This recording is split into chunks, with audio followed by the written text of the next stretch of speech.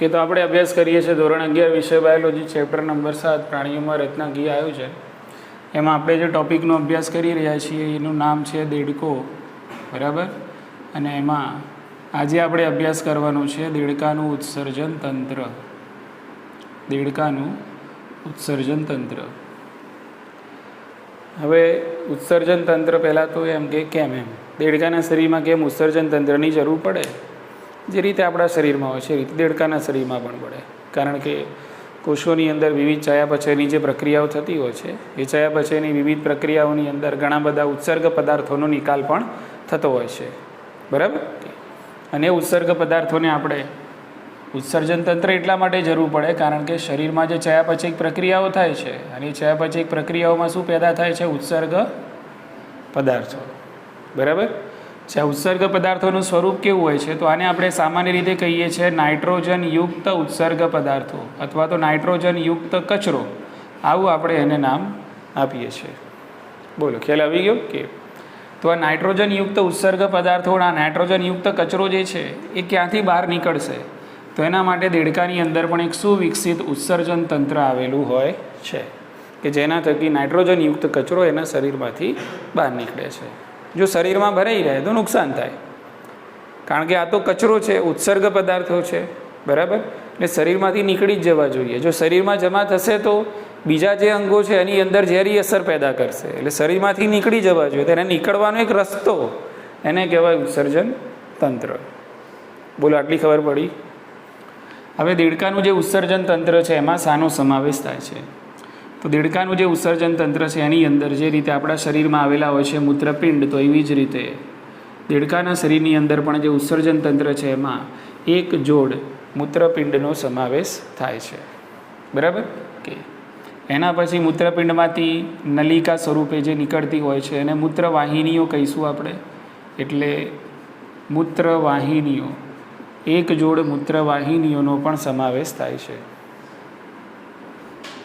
આ મૂત્રવાહિનીઓ આગળ જઈને અવસારણીમાં ખુલે છે. ક્યાં ખુલે છે? અવસારણી, બરાબર. અવસારણી તો એક જ છે અને આ જ અવસારણીની અંદર એક પાતળું દિવાલ ધરાવતું મૂત્રાશય પણ ખુલતું હોય છે, જેની પણ સંખ્યા એક જ છે. એટલે આ બધા થઈ ગયા ઉત્સર્જન તંત્રમાં જોવા મળતા વિવિધ અંગો, બરાબર. એટલે ઉત્સર્જન તંત્રમાં એક જોડ મૂત્રપિંડનો સમાવેશ થાય, એમાંથી નીકળતી એક જોડ મૂત્રવાહિનીઓનો સમાવેશ થાય અને આ મૂત્રવાહિનીઓ જ્યાં ખુલે તો ક્યાં ખુલશે? અવસારણીમાં એનો સમાવેશ થાય અને આ અવસારણીની અંદર જ મૂત્રનો સંગ્રહ કરતું શું ખુલતું હોય છે? મૂત્રાશય પણ ખુલતું હોય છે. એટલે આ ચાર વસ્તુનો સરવાળો એટલે દેડકાનું ઉત્સર્જન તંત્ર. આટલી ખબર પડી ગઈ? ચાલો, હવે આ જે મૂત્રપિંડ છે એની ચર્ચા કરી લઈએ આપણે કે ભાઈ મૂત્રપિંડનો આકાર કેવો હોય છે, બરાબર. તો મૂત્રપિંડનો આકાર બુકમાં આપ્યું છે એ પ્રમાણે વાલના દાણા જેવો છે. મૂત્રપિંડનો આકાર કેવો છે? વાલના દાણા જેવો છે, બરાબર. મૂત્રપિંડનો રંગ કેવો છે? તો ઘેરો રાતાશ પડતો રંગ છે.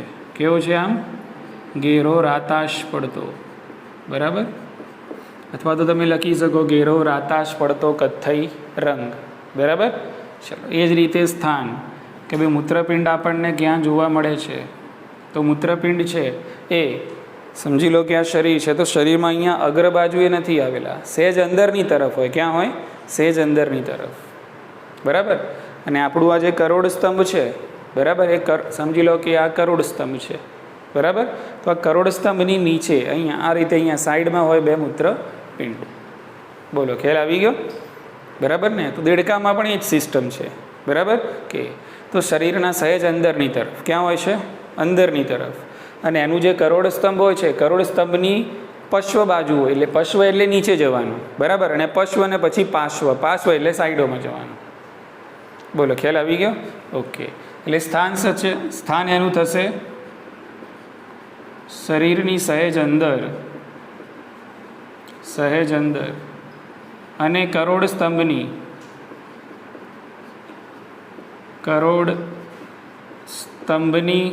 નીચે બંને પાર્શ્વ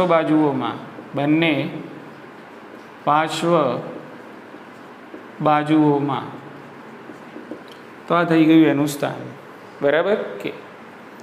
હવે માની લો કે આ રીતે કરોડ સ્તંભ છે, આ છે એનું કરોડ સ્તંભ. તો આ રીતે અહીંયા વાલના દાણાની માફક બે મૂત્રપિંડો આ રીતે જોડાયેલા આપણને દેખાય કરોડ સ્તંભની નીચે અને બંને પાર્શ્વ બાજુઓમાં. શરીરની સહેજ અંદરની તરફ, અહીંયા આગળના ભાગે ના હોય, ક્યાં હોય? સહેજ આંતરિક ભાગમાં અંદરની તરફ હોય. ખ્યાલ આવી ગયો કે.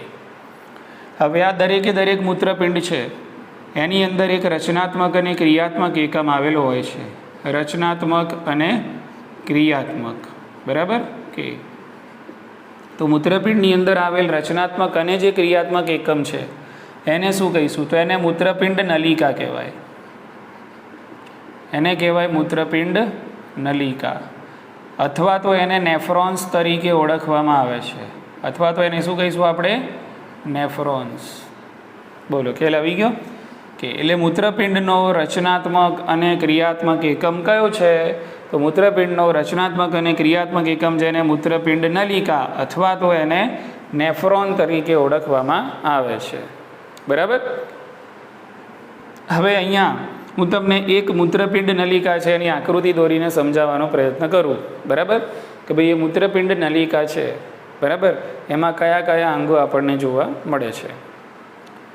હું તો એક જ એકમ દોરીશ, પણ એવા લાખોની સંખ્યામાં દરેક મૂત્રપિંડની અંદર આપણને મૂત્રપિંડ નલિકાઓ જોવા મળે છે. અહીંયા ફક્ત આપણે સમજવા માટે એક જ એકમ દોરીએ છીએ, પણ એવા કેટલા એકમો હોય છે? દરેક કિડનીમાં લાખોની સંખ્યામાં એકમો આવેલા હોય છે, બરાબર કે.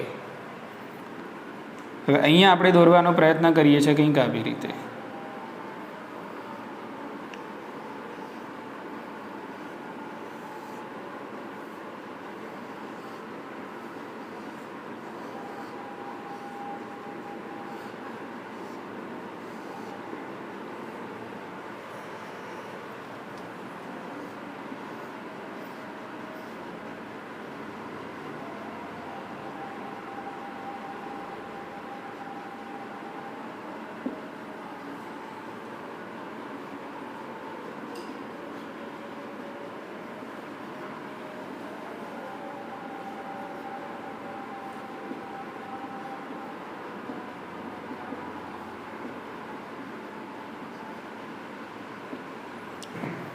તો આ મેં ફક્ત એક એકમ દોર્યો છે.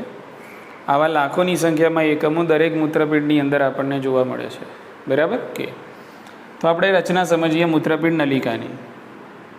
તો મૂત્રપિંડ નલિકાના સૌથી અગ્રભાગમાં અહીંયા તમે જોઈ શકો છો આ જે રચના છે એને કહીશું બાઉમેનની કોથળી.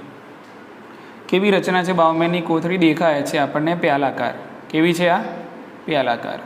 તો મૂત્રપિંડ નલિકાના અગ્રભાગે પ્યાલાકાર રચના છે અને પટલ પાછું બેવડું છે. કેવું પટલ છે? બેવડું, બરાબર, ઓકે.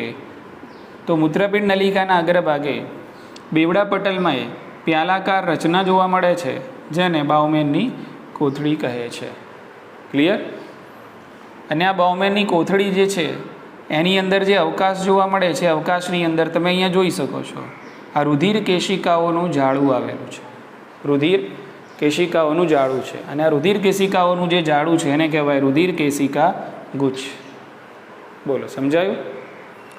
હવે રુધિર કેશિકા ગુચ્છ અને બાઉમેનની કોથળી આ બંનેને એક જ નામ તમારે આપવું હોય તો આપી શકો તમે, માલ્પીદિયન કાય. આ ભેગું રુધિર કેશિકા ગુચ્છ અને બાઉમેનની કોથળીથી બનતી જે આ રચના છે એને માલ્પીદિયન કાય તરીકે ઓળખવામાં આવે છે. તો આને આપણે કહીશું માલ્પીદિયન કાય. બોલો, આટલી વાત મગજમાં ઉતરી? ખ્યાલ આવી ગયો કે બાઉમેનની કોથળી શું છે સમજી લો પહેલાં, બરાબર. એના અવકાશમાં જે રુધિર કેશિકાઓનું જાડું આવેલું છે એને રુધિર કેશિકા ગુચ્છ કહીશું અને આ બેનો સરવાળો કરો એટલે એને કહેવાય શું? એને કહેવાય માલ્પીદિયન કાય. ખ્યાલ આવી ગયો કે. તો માલ્પીદિયન કાયમાં શું થાય છે? તો માલ્પીદિયન કાયની અંદર મૂત્ર નિર્માણની પ્રક્રિયા શરૂ થાય છે. મૂત્ર નિર્માણની પ્રક્રિયા અહીં શરૂ થાય છે. ક્યાં થશે? માલ્પીદિયન કાયમાં, બરાબર ઓકે.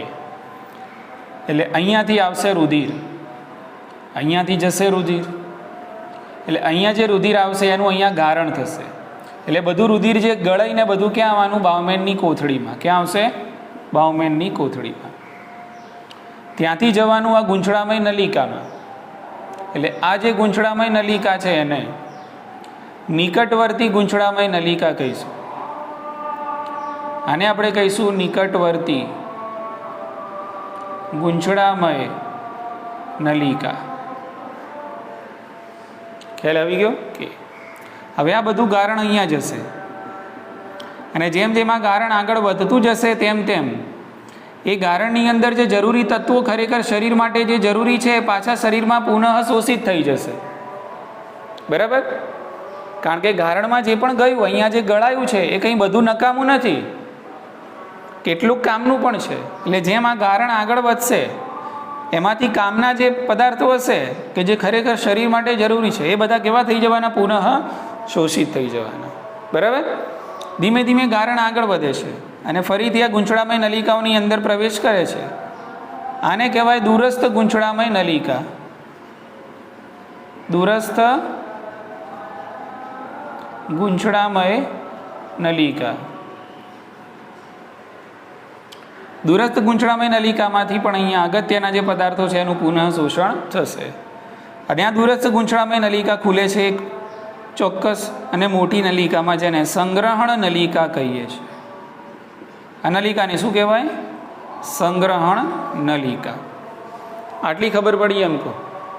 બરાબર કે હવે આ એક સંગ્રહણ નલિકા છે ને એમાં આપણે આ મૂત્રપિંડ નલિકાની શું ખોલી? દૂરસ્થ ગૂંચળામય નલિકા. એટલે આ સંગ્રહણ નલિકામાં ખુલે છે દૂરસ્થ ગૂંચળામય નલિકા. એવી ઘણી બધી મૂત્રપિંડ નલિકાઓની દૂરસ્થ ગૂંચળામય નલિકાઓ સંગ્રહણ નલિકામાં ખુલતી હોય. અહીંયાથી આ એક મૂત્રપિંડ નલિકાની દૂરસ્થ ગૂંચળામય નલિકા આમાં ખુલી. એવી રીતે અહીંયા કોઈક બીજું હશે એની દૂરસ્થ ગૂંચળામય નલિકા અહીંયા ખુલતી હશે. અહીંયા કંઈક ત્રીજો હશે એની અહીંયા ખુલતી હશે. અહીંયા કંઈક ચોથો હશે એની અહીંયા ખુલતી હશે. એટલે સંગ્રહણ નલિકામાં ઘણી બધી મૂત્રપિંડ નલિકાઓની શું ખુલતી હોય છે? દૂરસ્થ ગૂંચળામય નલિકાઓ. બોલો, ખ્યાલ આવી ગયો ને? ઓકે. એટલે અહીંયાથી આવે છે, એક અહીંયાથી આવે છે, એક અહીંયાથી આવે છે. એટલે બધાનું જે મૂત્ર છે એ બધું સંગ્રહણ નલિકાની અંદર ભેગું થશે. ખ્યાલ આવી ગયો કે તો સંગ્રહણ નલિકાની અંદર આ રીતે મૂત્ર છે વહન પામે છે. હવે હું તમને ક્યાં લઈ જાઉં છું ધ્યાન રાખો. આટલી ખબર પડી ગઈ? ઓકે. હવે અહીંયા આ સંગ્રહણ નલિકા છે એવી ઘણી બધી સંગ્રહણ નલિકાઓ અહીંયા પણ આપણને જોવા મળશે. એટલે આ છે સંગ્રહણ નલિકા. એવી જ રીતે અહીંયા હશે સંગ્રહણ નલિકા. આ પણ છે સંગ્રહણ નલિકા.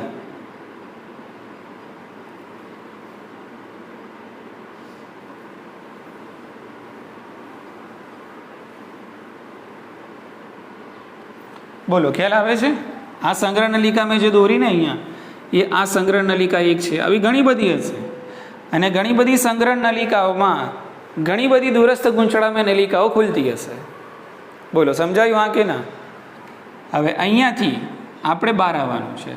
એટલે મૂત્રપિંડનો જે નીચેનો ભાગ છે, મૂત્રપિંડના નીચેના પશ્વ ભાગમાંથી આ રીતે મૂત્રવાહિની બહાર નીકળશે. અહીંયાથી નીકળશે મૂત્રવાહિની. બોલો, ખ્યાલ આવી ગયો કે એટલે આ જે મૂત્રવાહિની છે એ હવે મૂત્રનું વહન આગળ કરે છે. હવે આ મૂત્રવાહિની ક્યાં ખુલે છે? હવે આપણે અહીંયાથી ડ્રો કરવાનું શરૂ કરીએ છીએ. બરાબર? ઓકે. આ મૂત્રવાહિની છે. હવે આ મૂત્રવાહિનીઓ જે છે એ અવસારણીમાં ખુલશે. ક્યાં ખુલશે? અવસારણીમાં. ઓકે. તો આ જે છે એ અવસારણી છે. ઉપરનો આ જે આગળનો ભાગ છે એને કહીશું મળાશય. અને આ જે ભાગ છે કે જેમાં મૂત્રવાહિનીઓ ખુલે છે એને અવસારણી તરીકે ઓળખવામાં આવે છે. એટલે હવે એ જે મૂત્રવાહિનીમાં મૂત્રનું વહન થઈ રહ્યું છે ત્યાંથી હવે ક્યાં ઠલવાશે? અવસારણીમાં ઠલવાશે. બોલો, ખ્યાલ આવી ગયો? તો આ રસ્તો છે એક. એટલે મૂત્રપિંડ નલિકાઓ શું કાર્ય કરે છે? તો મૂત્રપિંડ નલિકાઓ મૂત્ર નિર્માણનું કાર્ય કરે છે. એ જે મૂત્ર બનાવે છે એ બધું સંગ્રહણ નલિકાઓમાં વહન પામતું એ બધું એકઠું થઈને પછી ક્યાં વહન પામે છે? મૂત્ર વાહિનીમાં વહન પામે છે. અને આ મૂત્રવાહિનીઓ બંને મૂત્રપિંડોમાંથી વ્યક્તિગત રીતે નીકળીને ક્યાં ખુલે છે? અવસારણીમાં ખુલે છે. અને પછી અવસારણી દ્વારા જરૂર પડે તે વખતે, એટલે કે અવસારણીમાંથી પછી મૂત્રનો ત્યાગ થતો હોય છે. બોલો, આટલી ખબર પડી? ઓકે. હવે અહીંયા એક મેં લખ્યું છે તમે મૂત્રાશય. તો આ મળાશય જે છે મળાશયના વક્ષ ભાગે, એટલે આ મળાશય છે. હવે મળાશયનો વક્ષ સમજી લો કે આ રીતે મળાશય છે. મળાશયનો વક્ષ ભાગ એટલે આગળનો ભાગ, પૃષ્ઠ એટલે પાછળનો થાય, બરાબર. તો અહીંયા મળાશયના વક્ષ ભાગે પણ અહીંયા આવી રીતે પાતળી દિવાલ ધરાવતું અને દ્વિખંડીય મૂત્રાશય છે, એ પણ અવસારણીમાં જ ખુલે છે. આ છે મૂત્રાશય. બોલો, આ શું છે? મૂત્રાશય. તો મૂત્રાશય પણ ક્યાં ખુલે છે? અવસારણીમાં જ ખુલે છે. ક્લિયર? મૂત્રાશયની પ્રકૃતિ યાદ રાખજો, પાતળી દિવાલ ધરાવતું. આ પૂછાય છે કે મૂત્રાશયની દિવાલ કેવી છે? તો પાતળી દિવાલ ધરાવે છે. બીજું તમને દેખાય છે દ્વિખંડીય છે, દ્વિખંડીય છે. તો મળાશયની વક્ષ બાજુએ પાતળી દિવાલ ધરાવતું અને દ્વિખંડીય શું જોવા મળે છે? મૂત્રાશય જોવા મળે છે, કે જે મૂત્રનો સંગ્રહ કરે છે, બરાબર કે. અને ચોક્કસ પ્રમાણમાં મૂત્રનો સંગ્રહ મતલબ મૂત્ર ભરાય ત્યારબાદ સંકેતો પ્રાપ્ત થવાથી મૂત્રાશયનું સંકોચન થશે, અને મૂત્રાશયનું સંકોચન થશે એટલે ફરીથી મૂત્રનો ત્યાગ થશે અવસારણીમાં, અને અવસારણી દ્વારા મૂત્રનો ત્યાગ થતો હોય છે.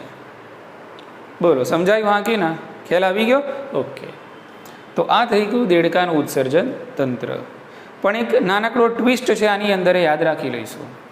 દેડકો એક લિંગી પ્રાણી છે, એટલે નર દેડકો પણ હશે અને માદા દેડકો પણ હશે, બરાબર. તો નર દેડકામાં જે મૂત્રવાહિની હોય, સમજી લો કે આ કોની મૂત્રવાહિની છે? નર દેડકાની છે. તો નર દેડકાની મૂત્રવાહિનીમાં મૂત્રનું તો વહન થશે જ, પણ સાથે સાથે શુક્રકોષોનું પણ વહન થાય છે. શાનું વહન થશે? શુક્રકોષો. ઉતરે છે મગજમાં વાત?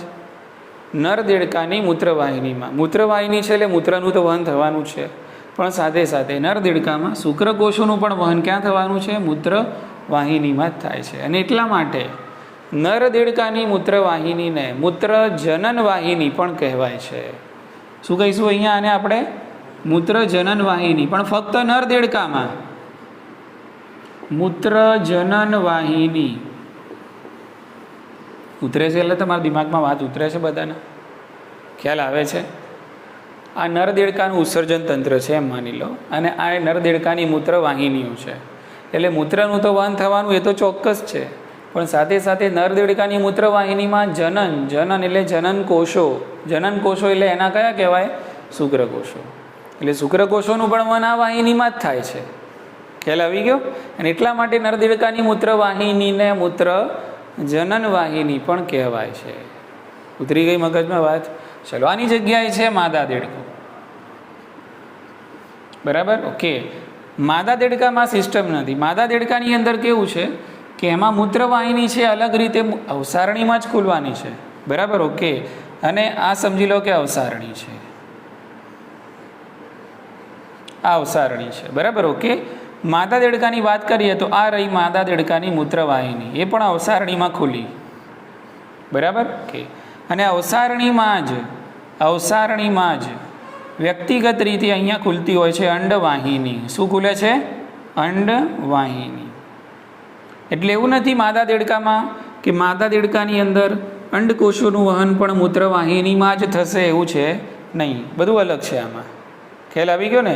એટલે અંડવાહિની અલગ રીતે અવસારણીમાં ખુલે છે અને મૂત્રવાહિની પણ અલગ રીતે અવસારણીમાં ખુલે છે. એટલે માદા દેડકાની મૂત્રવાહિનીને મૂત્રજનન વાહિની કહેવાય નહીં, કારણ કે એમાં અંડકોષોનું કંઈક વહન થતું નથી. એમાં તો અંડકોષોનું વહન કરવા માટે અલગથી શું છે? અંડવાહિનીઓ હોય છે જ, બરાબર ને. અને એ અલગ રીતે અવસારણીની અંદર ખુલતી. એટલે અહીંયા બધા રસ્તા અલગ અલગ છે.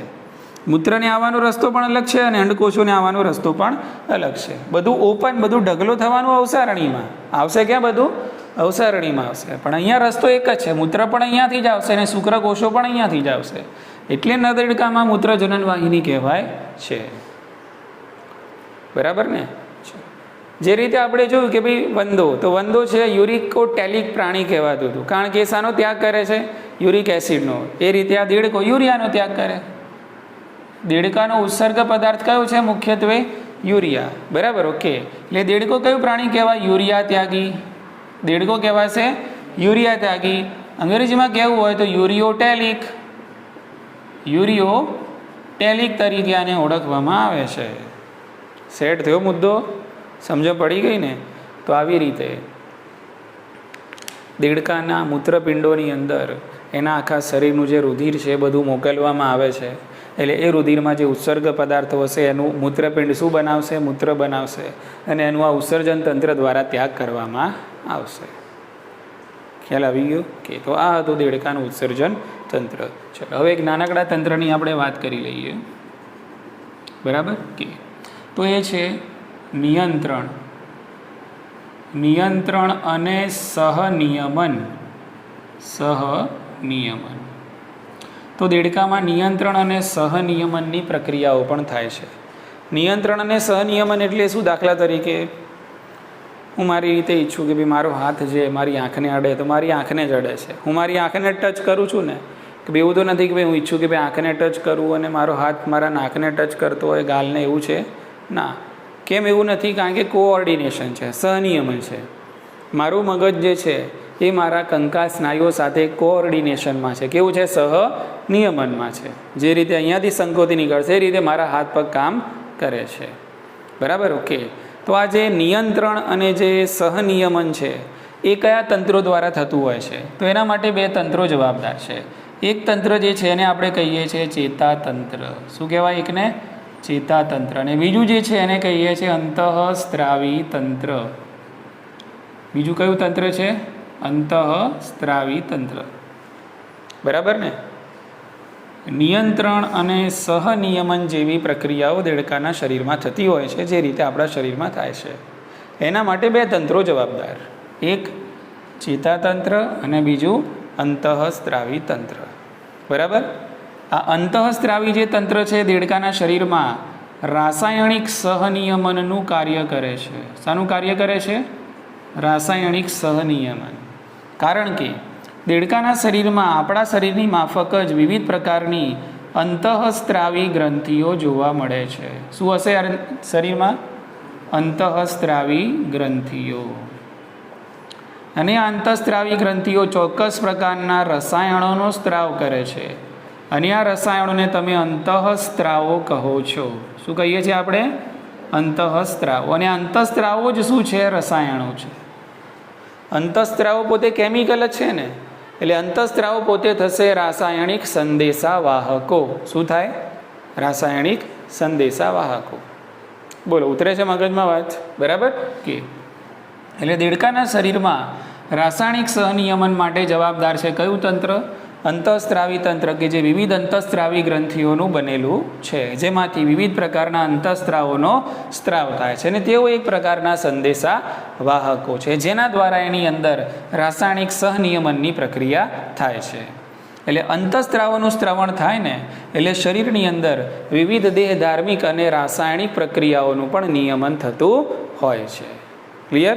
કે એટલે આ મુદ્દામાં આપણે ભણવાનું શું છે કે ભાઈ દેડકામાં જોવા મળતી અંતઃસ્ત્રાવી ગ્રંથિઓના નામ કયા? બસ એટલું જ. ઓનલી નામ. શું જાણવાના છે? નામ. એમાંથી કયા અંતઃસ્ત્રાવો સ્ત્રવિત થાય છે અહીંયા ડિટેલમાં ભણવાનું નથી. દાખલા તરીકે તમને એક જૂની અને જાણીતી ગ્રંથિ ખબર હશે, પિચ્યુટરી ગ્રંથિ. કઈ ગ્રંથિ? પિચ્યુટરી. તો આ ગ્રંથિ આપણને દેડકામાં પણ જોવા મળે છે, જે એના મગજમાં આવેલી છે. બરાબર ઓકે. ચલો એ જ રીતે પી ઉપરથી છે પિનિયલ ગ્રંથિ. કઈ ગ્રંથિ? પિનિયલ ગ્રંથિ. ચલો એવી જ રીતે થાઇરોઇડ. કઈ ગ્રંથિ આવશે? થાઇરોઇડ. બરાબર. એવી જ રીતે આવશે થાઇમસ. શું આવશે? થાઇમસ. બોલો, ખ્યાલ આવી ગયો? ચલો એવી જ રીતે અહીંયા જોઈ શકો છો તમે એડ્રિનલ ગ્રંથિ. કઈ ગ્રંથિ? એડ્રિનલ. એવી જ રીતે સ્વાદુપિંડના કોષપુંજો. સ્વાદુપિંડના કોષપુંજો, જે આપણે હમણાં જ ભણી ગયા. બરાબર. લેંગર હાન્સના કોષપુંજો. એ જ અહીંયા કોષપુંજો કેમ ચોખવટ કરી? કારણ કે કોષપુંજો સ્વાદુપિંડ મિશ્ર સ્ત્રાવી છે. કેવું છે? એ બહિસ્ત્રાવી પણ છે અને અંતઃસ્ત્રાવી પણ છે, પણ સ્વાદુપિંડના કોષપુંજો અંતઃસ્ત્રાવી છે. એમાંથી ઇન્સ્યુલિન અને ગ્લુકેગોન નામના અંતઃસ્ત્રાવોનો સ્ત્રાવ થાય છે. બરાબર ઓકે. અને એ જ રીતે જનનપિંડો. એ જ રીતે જનનપિંડો. જનનપિંડો એટલે કે શુક્રપિંડ અને અંડપિંડો. બરાબર કે તો આ એક પેકેજ થઈ ગયું. તો આટલી અંતઃસ્ત્રાવી ગ્રંથિઓ આપણને દેડકાના અંતઃસ્ત્રાવી તંત્રમાં જોવા મળે છે. બોલો, સેટ થયો મુદ્દો? કમ્પ્લીટ ખબર પડી ગઈ? ઓકે. તો આ નામ યાદ રાખવાના છે. બરાબર કે તો અંતઃસ્ત્રાવી તંત્ર દ્વારા એટલે કે ગ્રંથિઓ દ્વારા રસાયણોનો સ્ત્રાવ થાય છે અને અંતઃસ્ત્રાવો દ્વારા રાસાયણિક સહનિયમનની પ્રક્રિયાઓ થતી હોય છે. બરાબર. હવે જોઈ લઈએ આપણે કયું ચેતાતંત્ર. ચેતાતંત્ર ફટાફટ પૂરું કરીએ. બરાબર, એકદમ સરળ છે, ફટાફટ ખ્યાલ આવી જશે તમને. બરાબર, ઓકે. તો દેડકાનું જે ચેતાતંત્ર છે, કારણ કે આજે આપણે ચેતાતંત્ર કવર કરી લઈએ ફટાફટ, તો આપણે આવતીકાલે ચેપ્ટર પૂરું થઈ જશે. બરાબર, ઓકે. તો આટલો હિસ્સો અહીંયાથી હું દૂર કરું છું. આમાં આપણે સમાવી દઈશું આપણું ચેતાતંત્ર. બરાબર, ઓકે. તો અહીંયા ટાઇટલ આપી દઉં છું હું ચેતાતંત્ર. ચલો ફટાફટ ધ્યાન રાખો. ચેતાતંત્ર આપણે આગળ જોઈ ગયા ભાઈ. ચેતાતંત્ર છે એની અંદર મુખ્યત્વે રચનાત્મક અને ક્રિયાત્મક એકમ જે છે એને આપણે ચેતાકોષ કહીએ છીએ. શું કહીએ છીએ? બસ. તો એવી જ રીતે અહીંયા દેડકાના શરીરમાં પણ ચેતાતંત્ર ઘણા બધા ચેતાકોષોનું બનેલું હશે. બરાબર, કે ચેતાકોષો ભેગા થઈને બનાવે છે ચેતાપેશી. શું બનાવે છે? ચેતાપેશી. હવે ભાગ પાડી દઈએ કે દેડકાના ચેતાતંત્રની અંદર કેટલા અલગ અલગ પ્રકાર જોવા મળે છે. બરાબર, તો આપણી બુક પ્રમાણે એમાં 3 આપેલા છે. બરાબર, એકને કહેવાય મધ્યસ્થ ચેતાતંત્ર. એક કયું ચેતાતંત્ર કહેવાશે? મધ્યસ્થ ચેતાતંત્ર. બીજું કહેવાશે પરિઘવર્તી ચેતાતંત્ર. પરિઘવર્તી ચેતાતંત્ર. અને ત્રીજું જે નામ આપેલું છે સ્વયંવર્તી ચેતાતંત્ર. ફટાફટ પૂરું કરીએ, ધ્યાન રાખો. 3 હિસ્સા પાડી આપ્યા ચેતાતંત્રના તમને. મધ્યસ્થ ચેતાતંત્ર, પરિઘવર્તી ચેતાતંત્ર અને સ્વયંવર્તી ચેતાતંત્ર. બરાબર, શરૂ કરીએ આપણે મધ્યસ્થ ચેતાતંત્રથી. મધ્યસ્થ ચેતાતંત્ર શાનું બનેલું છે? તો મધ્યસ્થ ચેતાતંત્ર છે એમાં આવશે મગજ વત્તા કરોડરજ્જુ. એમાં શું આવશે? મગજ અને કરોડરજ્જુ. એટલે મધ્યસ્થ ચેતાતંત્રમાં શાનો સમાવેશ થાય છે? કારણ કે મિડલમાં જે હોય એનો સમાવેશ થાય. મિડલમાં મગજ છે અને એની સાથે જોડાયેલું છે કરોડરજ્જુ. બરાબર, તો કંઈક આવી રીતે સમજી લો કે ભાઈ આ મગજ છે. બરાબર, ને આ જોડાયેલું છે કરોડરજ્જુ. બોલો, સમજી ગયા? તો મધ્યસ્થ ચેતાતંત્ર છે એમાં મગજ અને કરોડરજ્જુનો સમાવેશ થાય છે. પરિઘવર્તી ચેતાતંત્રમાં શાનો સમાવેશ થશે? તો પરિઘવર્તી ચેતાતંત્રમાં મગજમાંથી નીકળતી જે ચેતાઓ છે એનો સમાવેશ થશે અને કરોડરજ્જુમાંથી નીકળતી જે ચેતાઓ છે એનો સમાવેશ થશે. બરાબર, તો મગજમાંથી નીકળતી મસ્તિષ્ક ચેતાઓ અને કરોડરજ્જુમાંથી નીકળતી કરોડરજ્જુ ચેતાઓ ભેગી મળીને શાની રચના કરે છે? પરિઘવર્તી ચેતાતંત્રની. ઉતરી ગઈ મગજમાં વાત? ખ્યાલ આવ્યો? હા કે ના? મગજમાંથી મસ્તિષ્ક ચેતાઓ નીકળે અને કરોડરજ્જુમાંથી કરોડરજ્જુ ચેતાઓ નીકળે. બરાબર, ઓકે. તો અહીંયા મસ્તિષ્ક ચેતાઓ, બરાબર, અને કરોડરજ્જુ ચેતાઓ ભેગી મળીને પરિઘવર્તી ચેતાતંત્રની રચના કરે છે. મસ્તિષ્ક ચેતાઓની સંખ્યા કેટલી? તો 10 જોડ. કેટલી છે? 10 જોડ. અને કરોડરજ્જુ ચેતાઓની સંખ્યા કેટલી? તો 9 જોડ. ટોટલ 19 જોડ. એટલે 19 નંગ 38. બોલો, ખ્યાલ આવી ગયો ને? તો દેડકાના શરીરમાં પરિઘવર્તી ચેતાતંત્ર બનાવતી ચેતાઓની સંખ્યા જણાવો. તો ચેતાઓની સંખ્યા 38 થાય. જોડમાં પૂછાય તો 19 જોડ. એમાં પછી પૂછાય મસ્તિષ્ક ચેતાઓ કેટલી? તો 10 જોડ. કરોડરજ્જુ ચેતાઓ કેટલી? તો 9 જોડ. આટલી ખબર પડી ગઈ? ઓકે, ચલો. સ્વયંવર્તી ચેતાતંત્રની આપણે વાત કરી લઈએ. બરાબર, તો સ્વયંવર્તી ચેતાતંત્ર છે ફરીથી 2 ભાગમાં વિભાજિત છે, અનુકંપી અને પરાનુકંપી. એક અનુકંપી અને બીજું છે પરાનુકંપી. બોલો, ખ્યાલ આવી ગયો? ડિટેલ આની ઘણી બધી છે પણ આપણે ટુ ધ પોઈન્ટ અને મુદ્દાને અનુરૂપ જ વાત કરીએ અહીંયા. બરાબર, તો સ્વયંવર્તી ચેતાતંત્ર કેમ કીધું? સ્વયંવર્તીને તમે અનૈચ્છિક પણ કહી શકો કારણ કે આ ચેતાતંત્ર તમારી ઈચ્છા મુજબ ના ચાલે. બોલો, ખ્યાલ આવી ગયો? સ્વયંવર્તી એટલે ઓટોમેટિક. બરાબર, એટલે આને કહેવાય અનૈચ્છિક ચેતાતંત્ર. એટલે આની અંદર 2 ભાગ પડશે, અનુકંપી ચેતાતંત્ર અને પરાનુકંપી ચેતાતંત્ર. બરાબર, અનુકંપી ચેતાતંત્ર શું કરે છે? તો અનુકંપી ચેતાતંત્ર તમારા હૃદયના જે સ્પંદનો છે સ્પંદનોને વધારે છે. બરાબર ને? આનાથી ઉલટું કરે છે કારણ કે બંનેની જે અસરો છે એકબીજાથી કેવી છે? વિરુદ્ધ છે. એક વધારે છે, બીજું ઘટાડે છે. જે રીતે ઇન્સ્યુલિન અને ગ્લુકાગોન. બરાબર, ઓકે. તો અનુકંપી ચેતાતંત્ર હૃદયના જે સ્પંદનો છે એને વેગીલા બનાવે છે, જ્યારે પરાનુકંપી ચેતાતંત્ર છે હૃદયના સ્પંદનોને ધીમા પાડે છે. ધીમા પાડે છે ઇન ધ સેન્સ કેવું સમજવાનું કે વધી ગયા હોય ને, નોર્મલ કરતાં વધી ગયા હોય તો કેવા કરી દે? ધીમા કરી દે. અને વધારે છે એટલે શું? નોર્મલ કરતાં ઓછા થઈ ગયા હોય તો કેવા કરી દે? વધારી દે. એ રીતે એટલે આ રીતે હૃદયના ધબકારાનું શું કરે? બેલેન્સ કરે. બોલો, ખ્યાલ આવી ગયો ને? ઓકે, તો આ કામ થઈ ગયું આનું. ચલો અહીંયા ફટાફટ આવી જઈએ આપણે મગજ. બરાબર, તો મગજ છે, ઓકે, તો મગજ મારી રહેવાની છે. બરાબર ને? 3 ભાગમાં વહેંચીએ મગજને, અગ્ર, મધ્ય અને પશ્વ. દેડકાનું મગજ અગ્ર, મધ્ય અને કેટલા? પશ્વ. આ 3 ભાગમાં વહેંચાયેલું છે. બરાબર ને? ઓકે, ફટાફટ ધ્યાન રાખો, ટુ ધ પોઈન્ટ. નેટવર્ક અહીંયા જ રાખજો, નેટવર્ક જવા ના દેતા. બરાબર, તો દેડકાનું જે મગજ છે 3 ભાગમાં વિભાજિત છે, અગ્ર, મધ્ય અને પશ્વ. આપણું મગજ છે જે રીતે અહીંયા, બરાબર, આવી રીતે મગજ ઉપર આખું આ ખોપડી છે કે નહીં? એટલે આ જે ખોપડી જે છે એને કહેવાય મસ્તક પેટી. શું કહેવાય? એનો મતલબ એમ કે મસ્તક પેટીમાં તમે મગજને મૂકેલું છે. Z+ સિક્યોરિટી આપી છે. કઈ આપી છે? Z+ security. એનો મતલબ એમ કે આપણું મગજ, એટલે કે દેડકાનું મગજ પણ કંઈક આવી જ રીતે ખોપરીના જે અસ્થિઓ છે એના દ્વારા રક્ષાયેલું હોય છે, અને ખોપરીના અસ્થિઓ એકબીજા સાથે જોડાઈને જે બોક્સની રચના કરે છે એને મસ્તક પેટી તરીકે ઓળખવામાં આવે છે. એટલે મસ્તક પેટીની અંદર એનું મગજ રક્ષાયેલું હોય છે. મગજને 3 ભાગમાં વહેંચીએ, અગ્ર, મધ્ય અને પશ્વ. અગ્ર મગજમાં તમે જોશો તો શું જોવા મળશે? તો અગ્ર મગજની અંદર તમને જોવા મળશે દ્રાણપિંડો. શું જોવા મળશે? દ્રાણપિંડો. બરાબર, એ જ રીતે એમાં તમને દ્રાણપિંડો સાથે જોડાયેલી દ્રાણ ચેતાઓ પણ જોવા મળશે. એ જ રીતે તમને આમાં જોવા મળશે બૃહદ મસ્તિષ્ક ગોળાર્ધો. શું જોવા મળશે? બૃહદ મસ્તિષ્ક ગોળાર્ધો. બરાબર, 2 હશે. કેટલા હશે? 2. દ્રાણપિંડો પણ કેટલા હશે? 2 હશે. બરાબર, ઓકે. અને ત્રીજું તમને આમાં જોવા મળે છે આંતર મસ્તિષ્ક. શું જોવા મળશે? આંતર મસ્તિષ્ક. એટલે અહીંયા સરવાળા જ કરવાના છે. બરાબર, કે ભાઈ અગ્ર મગજ બરાબર, તો અગ્ર મગજ બરાબર 2 દ્રાણપિંડો, 2 બૃહદ મસ્તિષ્ક ગોળાર્ધો અને 1 આંતર મસ્તિષ્ક. બોલો, ખ્યાલ આવી ગયો? ઓકે, ફટાફટ દોરિયાને અહીંયા સમજવાનો પ્રયત્ન કરીએ, ધ્યાન રાખો. બરાબર,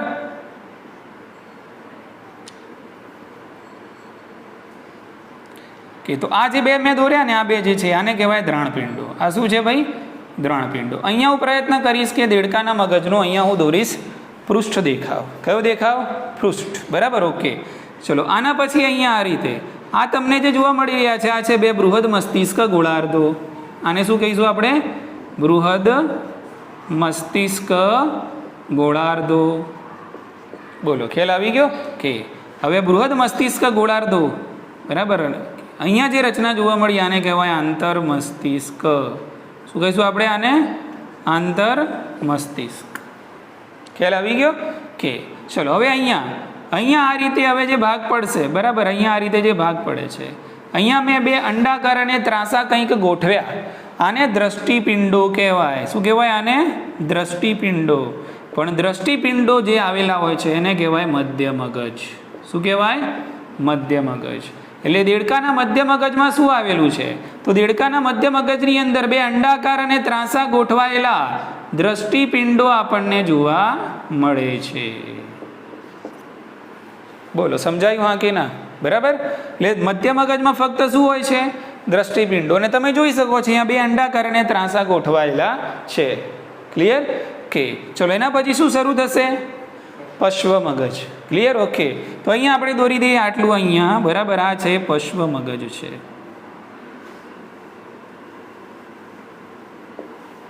બરાબર, કે પશ્વ મગજ, આટલો ભાગ પશ્વ મગજ કહેવાશે. બરાબર, પશ્વ મગજમાં 2 ભાગ જોવા મળશે. એક આ ભાગ તમને જોવા મળે છે. બરાબર, ઓકે. એને કહેવાય અનુમસ્તિષ્ક. શું કહેવાય આને? અનુમસ્તિષ્ક. અને આ જે ભાગ છે એને કહેવાય લંબ મજ્જા. લંબ મજ્જા, અથવા તો આને કહીએ આપણે પસવાનું મસ્તિષ્ક. લંબ મજ્જાને પસવાનું મસ્તિષ્ક પણ કહે છે. બરાબર, હવે આ લંબ મજ્જા આગળ જઈને આમ, આ લંબ મજ્જા અહીંયા સમજી લો કે અહીંયા લંબ મજ્જા હશે, એટલે આગળ અહીંયા આવશે તો કોને મળશે? કરોડ રજ્જુને મળશે. બરાબર, એ લંબ મજ્જા આગળ જઈને મહાછિદ્ર દ્વારા બહાર નીકળે છે. લંબ મજ્જા મહાછિદ્ર દ્વારા, સમજી લો કે અહીંયા મહાછિદ્ર છે, એના દ્વારા એની અંદરથી એ પસાર થાય છે. અને મહાછિદ્ર દ્વારા પસાર થઈને કોને મળી જશે? કરોડરજ્જુને મળે છે. બરાબર કે અને કરોડ સ્તંભના અવસાન તંતુની અંદર એ અંત પામે છે. બોલો, ખ્યાલ આવી ગયો ને? આ કે ના? ખબર પડી ગઈ કે? તો આ છે દેડકાનું મગજ. શું છે આ? દેડકાનું મગજ. 3 ભાગમાં વહેંચાયેલું, અગ્ર, મધ્ય અને પશ્વ. અગ્ર મગજમાં શું છે? દ્રાણપિંડો છે, અહીંયા તમને દેખાઈ રહ્યા છે. બૃહદ મસ્તિષ્ક ગોળાર્ધ તો દેખાઈ રહ્યા છે. અને શું હોય છે? આંતર મસ્તિષ્ક. બરાબર. મધ્ય મગજમાં 2 ત્રાંસા અને અંડાકાર ગોઠવાયેલા દ્રષ્ટિ પિંડો છે. અને પશ્વ મગજ છે એમાં 2 ભાગ, અનુમસ્તિષ્ક અને લંબ મજ્જા, એટલે કે પશ્વાનું મસ્તિષ્ક. બરાબર. લંબ મજ્જા છે મહાછિદ્ર દ્વારા બહાર નીકળી કરોડરજ્જુ સાથે જોડાય છે. બરાબર. એટલે કરોડરજ્જુની અંદર એ મિશ્ર થઈ જશે. ક્લિયર છે? આ પૃષ્ઠ દેખાવ છે. કયો છે? હા. હવે પૃષ્ઠને હું આ રીતે આમ કરું તો આ અહીંયા થઈ જશે કયો દેખાવ? વક્ષ દેખાવ. બરાબર. તો વક્ષ દેખાવ કરીશ તો આ જે આંતર મસ્તિષ્ક જે છે એ આંતર મસ્તિષ્ક છે એની પાછળ મને પોલો અને દ્વિખંડીય ભાગ આ રીતે જોવા મળે છે. કોની પાછળ? આંતર મસ્તિષ્કની પાછળ. તો એને કહેવાય આંતર મસ્તિષ્ક નિવાપ. શું કહેવાય? આંતર મસ્તિષ્ક નિવાપ. અને આની પાછળ તમે જોશો તો તમને આ રીતે આમ ચોકડી મારતી ચેતા જોવા મળશે. બરાબર. તો આ ચોકડી મારતી જે ચેતા છે આને કહેવાય દ્રષ્ટિ ચેતા ચોકડી. શું કહેવાય આને? દ્રષ્ટિ ચેતા ચોકડી. પણ આ બધું ક્યાં જોવા મળે? પૃષ્ઠ દેખાવમાં નહીં જોવા મળે. કયા દેખાવમાં? વક્ષ દેખાવની અંદર આપણને જોવા મળે છે. અને આમાંથી બધી નીકળતી હશે ચેતાઓ. ક્લિયર? તો અહીંયા આપણે પૂરું કર્યું ચેતા તંત્ર.